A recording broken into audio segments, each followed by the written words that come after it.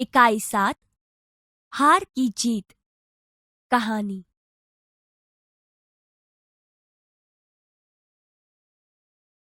माँ को अपने बेटे और किसान को अपने लहलहाते खेत देखकर जो आनंद आता है, वही आनंद बाबा भारती को अपना घोड़ा देखकर आता था। भगवत भजन से जो समय बचता, वह घोड़े को अर्पण हो जाता। वह घोड़ा बहुत ही सुंदर और बलवान था। इसके जोड़ का घोड़ा सारे इलाके में न था। बाबा भारती उसे सुल्तान कहकर पुकारते, अपने हाथ से खरहरा करते, खुद दाना खिलाते और देख देख कर प्रसन्न होते थे। उन्होंने रुपया, माल असबाब, जमीन आदि अपना सब कुछ छोड़ दिया था। यहाँ तक कि उन्हें नगर के जीवन से भी घृणा थी। अब गांव के बाहर एक छोटे से मंदिर में रहते और भगवान का भजन करते थे। मैं सुल्तान के बिना नहीं रह सकूंगा, उन्हें ऐसा लगने लगा था। वे उसकी चाल पर लट्टू थे। कहते, ऐसे चलता है जैसे मोर घटा को देखकर नाच रहा हो। जब तक संध्या के समय सुल्तान पर चढ़कर 8-10 मील का चक्कर न लगा लेते, उन्हें चैन न आता। खड़क सिंह उस इलाके का कुख्यात डाकू था। लोग उसका नाम सुनकर कांपते थे। होते होते सुल्तान की कीर्ति उसके कानों तक भी पहुंची। उसका हृदय उसे देखने के लिए अधीर हो उठा। वह एक दिन दोपहर के समय बाबा भारती के पास पहुंचा और नमस्कार करके बैठ गया। बाबा भारती ने पूछा, खड़क सिंह, क्या हाल है? खड़क सिंह ने सिर झुकाकर उत्तर दिया, आपकी दया है। कहो, इधर कैसे आ गए? सुल्तान की चाह खींच लाई। विचित्र जानवर है, देखोगे तो प्रसन्न हो जाओगे। मैंने भी बड़ी प्रशंसा सुनी है। उसकी चाल तुम्हारा मन मोह लेगी। कहते हैं देखने में भी बड़ा सुंदर है। क्या कहना, जो उसे एक बार देख लेता है, उसके हृदय पर उसकी छवि अंकित हो जाती है। बहुत दिनों से अभिलाषा थी, आज उपस्थित हो सका हूं। बाबा भारती और खड़क सिंह अस्तबल में पहुंचे। बाबा ने घोड़ा दिखाया घमंड से। खड़क सिंह ने घोड़ा देखा आश्चर्य से। उसने सहस्त्रों घोड़े देखे थे, परंतु ऐसा बांका घोड़ा उसकी आंखों से कभी न गुजरा था। सोचने लगा, भाग्य की बात है, ऐसा घोड़ा खड़क सिंह के पास होना चाहिए था। इस साधु को ऐसी चीजों से क्या लाभ? कुछ देर तक आश्चर्य से खड़ा रहा। इसके पश्चात उसके हृदय में हलचल होने लगी। बालकों की सी अधीरता से बोला, परंतु बाबाजी, इसकी चाल न देखी तो क्या? बाबाजी भी मनुष्य ही थे। अपनी वस्तु की प्रशंसा दूसरे के मुख से सुनने के लिए उनका हृदय अधीर हो गया। घोड़े को खोलकर बाहर ले गए। घोड़ा वायु वेग में उड़ने लगा।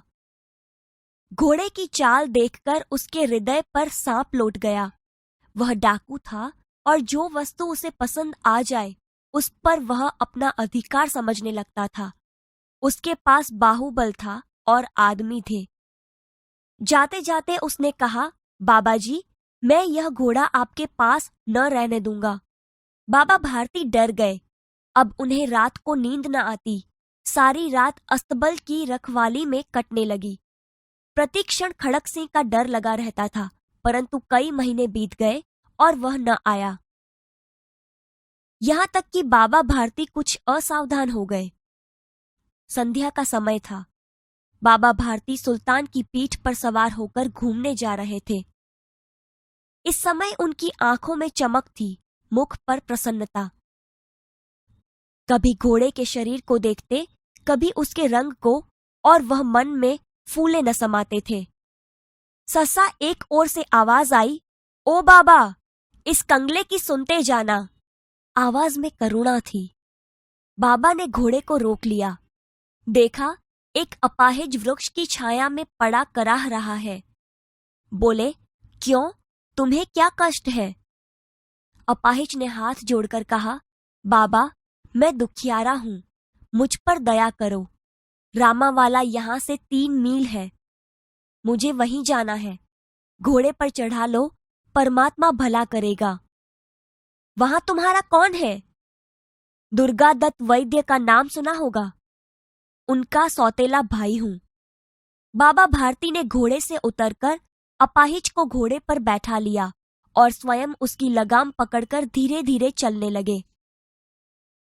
सहसा उन्हें एक झटका सा लगा और लगाम हाथ से छूट गई।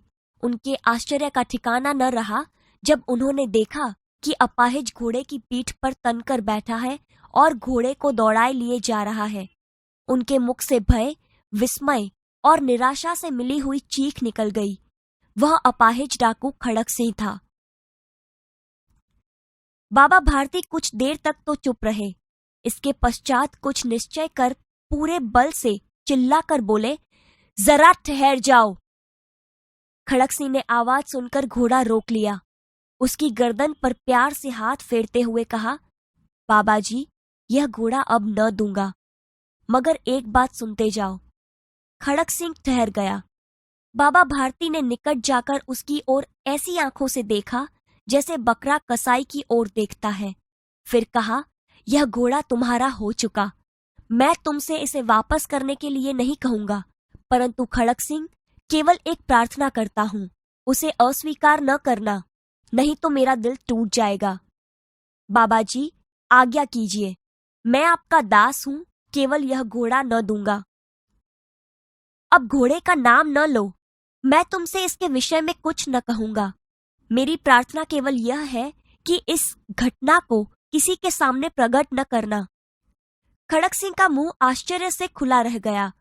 उसका विचार था कि उसे घोड़े को लेकर यहाँ से भागना पड़ेगा, परंतु बाबा भारती ने स्वयं उससे कहा, इस घटना को किसी के सामने प्रकट न करना। इससे क्या प्रयोजन सिद्ध हो सकता है? खड़क सिंह ने बहुत सोचा, बहुत सिर मारा, परंतु कुछ समझ न सका। हार कर उसने अपनी आंखें बाबा भारती के चेहरे पर गड़ा दी और पूछा, बाबा जी, इसमें आपको क्या डर है? सुनकर बाबा भारती ने उत्तर दिया, लोगों को अगर इस घटना का पता लग गया तो वे किसी गरीब का विश्वास न करेंगे। यह कहते कहते उन्होंने सुल्तान की ओर से इस तरह मुंह मोड़ लिया जैसे उनका कोई संबंध ही नहीं रहा हो। बाबा भारती चले गए, परंतु उनके शब्द खड़क सिंह के कानों में उसी प्रकार गूंज रहे थे। सोचता था, कैसे ऊंचे विचार हैं, पवित्र भाव हैं। उन्हें इस घोड़े से प्रेम था। इसे देखकर उनका मुख फूल की नाई खिल जाता था। कहते थे, इसके बिना मैं न रह सकूंगा। इसकी रखवाली में वे कई रात सोए नहीं। भजन भक्ति न कर रखवाली करते रहे, परंतु आज उनके मुख पर दुख की रेखा तक दिखाई न पड़ती थी। उन्हें केवल यह ख्याल था कि कहीं लोग गरीबों पर विश्वास करना न छोड़ दें। ऐसा मनुष्य मनुष्य नहीं, देवता है। रात्रि के अंधकार में खड़क सिंह बाबा भारती के मंदिर में पहुंचा। चारों ओर सन्नाटा था। आकाश में तारे टिमटिमा रहे थे। थोड़ी दूर पर गांवों के कुत्ते भौंक रहे थे। मंदिर के अंदर कोई शब्द सुनाई न देता था। खड़क सिंह सुल्तान के बाग पकड़े हुए था। वह धीरे धीरे अस्तबल के फाटक पर पहुंचा। फाटक खुला पड़ा था। किसी समय वहां बाबा भारती स्वयं लाठी लेकर पहरा देते थे, परंतु आज उन्हें किसी चोरी, किसी डाके का भय न था। खड़क सिंह ने आगे बढ़कर सुल्तान को उसके स्थान पर बांध दिया और बाहर निकलकर सावधानी से फाटक बंद कर दिया। इस समय उसके आंखों में नेकी के आंसू थे। रात्रि का तीसरा पहर बीत चुका था। चौथा पहर आरंभ होते ही बाबा भारती ने अपनी कुटिया से बाहर निकल ठंडे जल से स्नान किया। उसके पश्चात इस प्रकार जैसे कोई स्वप्न में चल रहा हो, उनके पांव अस्तबल की ओर बढ़े, परंतु फाटक पर पहुंचकर उनको अपनी भूल प्रतीत हुई। साथ ही घोर निराशा ने पांवों को मन भर का बना दिया। वे वहीं रुक गए। घोड़े ने अपने स्वामी के पांवों की चाप को पहचान लिया और जोर से हिनहिनाया। अब बाबा भारती आश्चर्य और प्रसन्नता से दौड़ते हुए अंदर घुसे और अपने प्यारे घोड़े को गले से लिपटकर इस प्रकार रोने लगे, मानो कोई पिता बहुत दिन के बिछुड़े हुए पुत्र से मिल रहा हो। बार बार उसकी पीठ पर हाथ फेरते, बार बार उसके मुंह पर थिपकियां देते। फिर वे संतोष से बोले, अब कोई गरीबों की सहायता से मुंह नहीं मोड़ेगा।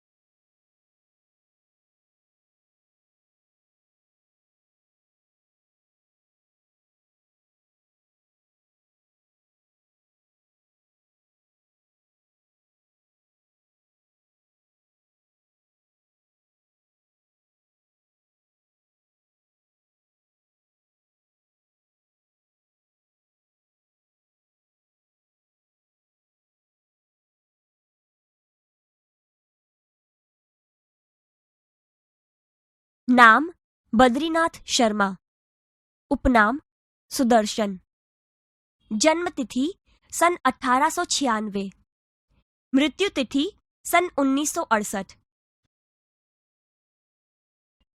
सुदर्शन जी का जन्म पंजाब के सियालकोट में हुआ था। वे जब 6ठी कक्षा में थे तभी उन्होंने कहानी लिखी थी। शुरुआत में उन्होंने उर्दू में लिखने की शुरुआत की, बाद में हिंदी में लिखने लगे। उन्होंने नाटक, कहानी तथा उपन्यास लिखकर हिंदी साहित्य को समृद्ध किया। प्रस्तुत कहानी एक उपदेशात्मक कहानी है। माँ को अपने बेटे और किसान को अपने लहलहाते खेत देखकर जो आनंद आता है, वही आनंद बाबा भारती को अपना घोड़ा देखकर आता था। भगवत भजन से जो समय बचता वह घोड़े को अर्पण हो जाता। वह घोड़ा बहुत ही सुंदर और बलवान था। इसके जोड़ का घोड़ा सारे इलाके में न था। बाबा भारती उसे सुल्तान कहकर पुकारते, अपने हाथ से खर हरा करते, खुद दाना खिलाते और देख देख कर प्रसन्न होते थे। उन्होंने रुपया, माल असबाब, जमीन आदि अपना सब कुछ छोड़ दिया था, यहाँ तक कि उन्हें नगर के जीवन से भी घृणा थी। अब गांव के बाहर एक छोटे से मंदिर में रहते और भगवान का भजन करते थे। मैं सुल्तान के बिना नहीं रह सकूंगा, उन्हें ऐसा लगने लगा था। वे उसकी चाल पर लट्टू थे। कहते, ऐसे चलता है जैसे मोर घटा को देखकर नाच रहा हो। जब तक संध्या के समय सुल्तान पर चढ़कर 8-10 मील का चक्कर न लगा लेते, उन्हें चैन न आता। खड़क सिंह उस इलाके का कुख्यात डाकू था। लोग उसका नाम सुनकर कांपते थे। होते होते सुल्तान की कीर्ति उसके कानों तक भी पहुंची। उसका हृदय उसे देखने के लिए अधीर हो उठा। वह एक दिन दोपहर के समय बाबा भारती के पास पहुंचा और नमस्कार करके बैठ गया। खड़क सिंह, क्या हाल है? आपकी दया है। कहो, इधर कैसे आ गए? सुल्तान की चाह खींच लाई। विचित्र जानवर है, देखोगे तो प्रसन्न हो जाओगे। मैंने भी बड़ी प्रशंसा सुनी है। उसकी चाल तुम्हारा मन मोह लेगी। कहते हैं देखने में भी बड़ा सुंदर है। क्या कहना, जो उसे एक बार देख लेता है, उसके हृदय पर उसकी छवि अंकित हो जाती है। बहुत दिनों से अभिलाषा थी, आज उपस्थित हो सका हूँ। बाबा भारती और खड़क सिंह अस्तबल में पहुंचे। बाबा ने घोड़ा दिखाया घमंड से। खड़क सिंह ने घोड़ा देखा आश्चर्य से। उसने सहस्त्रों घोड़े देखे थे, परंतु ऐसा बांका घोड़ा उसकी आंखों से कभी न गुजरा था। सोचने लगा, भाग्य की बात है, ऐसा घोड़ा खड़क सिंह के पास होना चाहिए था। इस साधु को ऐसी चीजों से क्या लाभ? कुछ देर तक आश्चर्य से खड़ा रहा। इसके पश्चात उसके हृदय में हलचल होने लगी। बालकों की सी अधीरता से बोला, परंतु बाबा जी, इसकी चाल न देखी तो क्या? बाबा जी भी मनुष्य ही थे। अपनी वस्तु की प्रशंसा दूसरे के मुख से सुनने के लिए उनका हृदय अधीर हो गया। घोड़े को खोलकर बाहर ले गए। घोड़ा वायु वेग में उड़ने लगा। घोड़े की चाल देखकर उसके हृदय पर सांप लौट गया। वह डाकू था और जो वस्तु उसे पसंद आ जाए उस पर वह अपना अधिकार समझने लगता था। जाते जाते उसने बाबा से कहा, बाबा जी, मैं यह घोड़ा आपके पास न रहने दूंगा। बाबा भारती डर गए। अब उन्हें रात को नींद न आती। सारी रात अस्तबल की रखवाली में कटने लगी। प्रतिक्षण खड़क सिंह का डर लगा रहता था, परंतु कई महीने बीत गए और वह न आया। यहाँ तक कि बाबा भारती कुछ असावधान हो गए। संध्या का समय था। बाबा भारती सुल्तान की पीठ पर सवार होकर घूमने जा रहे थे। इस समय उनकी आंखों में चमक थी, मुख पर प्रसन्नता। कभी घोड़े के शरीर को देखते, कभी उसके रंग को, और वह मन में फूले न समाते थे। ओ बाबा, इस कंगले की सुनते जाना, आवाज में करुणा थी। बाबा ने घोड़े को रोक लिया। देखा, एक अपाहिज वृक्ष की छाया में पड़ा कराह रहा है। क्यों, तुम्हें क्या कष्ट है? बाबा, मैं दुखियारा हूँ, मुझ पर दया करो। रामावाला यहाँ से 3 मील है, मुझे वहीं जाना है। घोड़े पर चढ़ा लो, परमात्मा भला करेगा। वहां तुम्हारा कौन है? दुर्गादत्त वैद्य का नाम सुना होगा, उनका सौतेला भाई हूँ। बाबा भारती ने घोड़े से उतरकर अपाहिज को घोड़े पर बैठा लिया और स्वयं उसकी लगाम पकड़कर धीरे धीरे चलने लगे। सहसा उन्हें एक झटका सा लगा और लगाम हाथ से छूट गई। उनके आश्चर्य का ठिकाना न रहा जब उन्होंने देखा कि अपाहिज घोड़े की पीठ पर तनकर बैठा है और घोड़े को दौड़ाए लिए जा रहा है। उनके मुख से भय, विस्मय और निराशा से मिली हुई चीख निकल गई। वह अपाहिज डाकू खड़क सिंह था। बाबा भारती कुछ देर तक तो चुप रहे। इसके पश्चात कुछ निश्चय कर पूरे बल से चिल्लाकर बोले, जरा ठहर जाओ। खड़क सिंह ने आवाज सुनकर घोड़ा रोक लिया। उसकी गर्दन पर प्यार से हाथ फेरते हुए कहा, बाबा जी, यह घोड़ा अब न दूंगा। मगर एक बात सुनते जाओ। खड़क सिंह ठहर गया। बाबा भारती ने निकट जाकर उसकी ओर ऐसी आंखों से देखा जैसे बकरा कसाई की ओर देखता है। फिर कहा, यह घोड़ा तुम्हारा हो चुका। मैं तुमसे इसे वापस करने के लिए नहीं कहूंगा, परंतु खड़क सिंह, केवल एक प्रार्थना करता हूं, उसे अस्वीकार न करना, नहीं तो मेरा दिल टूट जाएगा। बाबा जी, आज्ञा कीजिए, मैं आपका दास हूँ, केवल यह घोड़ा न दूंगा। अब घोड़े का नाम न लो। मैं तुमसे इसके विषय में कुछ न कहूंगा। मेरी प्रार्थना केवल यह है कि इस घटना को किसी के सामने प्रकट न करना। खड़क सिंह का मुंह आश्चर्य से खुला रह गया। उसका विचार था कि उसे घोड़े को लेकर यहाँ से भागना पड़ेगा, परंतु बाबा भारती ने स्वयं उससे कहा, इस घटना को किसी के सामने प्रकट न करना। इससे क्या प्रयोजन सिद्ध हो सकता है? खड़क सिंह ने बहुत सोचा, बहुत सिर मारा, परंतु कुछ समझ न सका। हार कर उसने अपनी आंखें बाबा भारती के चेहरे पर गड़ा दी और पूछा, बाबा जी, इसमें आपको क्या डर है? उसका प्रश्न सुनकर बाबा भारती ने उत्तर दिया, लोगों को अगर इस घटना का पता लग गया तो वे किसी गरीब का विश्वास न करेंगे। यह कहते कहते उन्होंने सुल्तान की ओर से इस तरह मुंह मोड़ लिया जैसे उनका कोई संबंध ही नहीं रहा हो। बाबा भारती चले गए, परंतु उनके शब्द खड़क सिंह के कानों में उसी प्रकार गूंज रहे थे। सोचता था, कैसे ऊंचे विचार हैं, पवित्र भाव हैं। उन्हें इस घोड़े से प्रेम था। इसे देखकर उनका मुख फूल की नाई खिल जाता था। कहते थे, इसके बिना मैं न रह सकूंगा। इसकी रखवाली में वे कई रात सोए नहीं। भजन भक्ति न कर रखवाली करते रहे, परंतु आज उनके मुख पर दुख की रेखा तक दिखाई न पड़ती थी। उन्हें केवल यह ख्याल था कि कहीं लोग गरीबों पर विश्वास करना न छोड़ दें। ऐसा मनुष्य मनुष्य नहीं, देवता है। रात्रि के अंधकार में खड़क सिंह बाबा भारती के मंदिर में पहुंचा। चारों ओर सन्नाटा था। आकाश में तारे टिमटिमा रहे थे। थोड़ी दूर पर गांवों के कुत्ते भौंक रहे थे। मंदिर के अंदर कोई शब्द सुनाई न देता था। खड़क सिंह सुल्तान की बाग पकड़े हुए था। वह धीरे धीरे अस्तबल के फाटक पर पहुंचा। फाटक खुला पड़ा था। किसी समय वहां बाबा भारती स्वयं लाठी लेकर पहरा देते थे, परंतु आज उन्हें किसी चोरी, किसी डाके का भय न था। खड़क सिंह ने आगे बढ़कर सुल्तान को उसके स्थान पर बांध दिया और बाहर निकलकर सावधानी से फाटक बंद कर दिया। इस समय उसके आंखों में नेकी के आंसू थे। रात्रि का तीसरा पहर बीत चुका था। चौथा पहर आरंभ होते ही बाबा भारती ने अपनी कुटिया से बाहर निकल ठंडे जल से स्नान किया। उसके पश्चात इस प्रकार जैसे कोई स्वप्न में चल रहा हो, उनके पांव अस्तबल की ओर बढ़े, परंतु फाटक पर पहुंचकर उनको अपनी भूल प्रतीत हुई। साथ ही घोर निराशा ने पांवों को मन मन भर का बना दिया। वे वहीं रुक गए। घोड़े ने अपने स्वामी के पांवों की चाप को पहचान लिया और जोर से हिनहिनाया।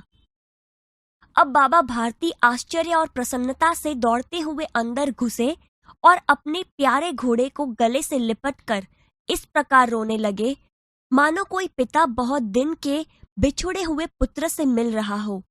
बार बार उसकी पीठ पर हाथ फेरते, बार बार उसके मुंह पर थपकियां देते।